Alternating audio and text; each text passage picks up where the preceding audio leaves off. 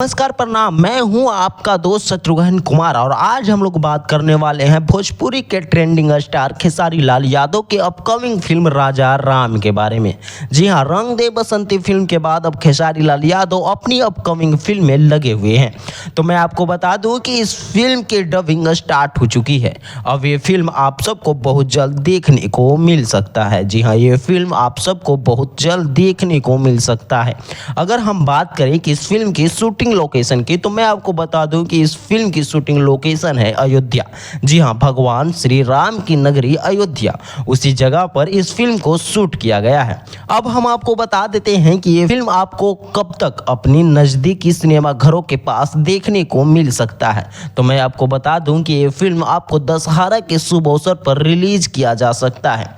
तो आपको ये फिल्म दशहरा के कुछ दिन पहले आपको अपने नज़दीकी सिनेमा घरों के पास देखने को मिल सकता है। जी हाँ, राजा राम फिल्म खेसारी लाल यादव के आपको दशहरा के शुभ अवसर पर आपके नज़दीकी सिनेमा घरों के पास देखने को मिल सकता है। लेकिन अगर आप खेसारी लाल यादव के फैन हैं तो इस वीडियो को लाइक और चैनल को सब्सक्राइब जरूर कीजिएगा। चैनल को सब्सक्राइब ना भी कर सकते हैं तो आप वीडियो को लाइक जरूर कीजिएगा, ताकि मुझे पता चल सके कि आखिर यूट्यूब पर कितने ऐसे लोग हैं जो खेसारी लाल यादव को ट्रेंडिंग स्टार मानते हैं।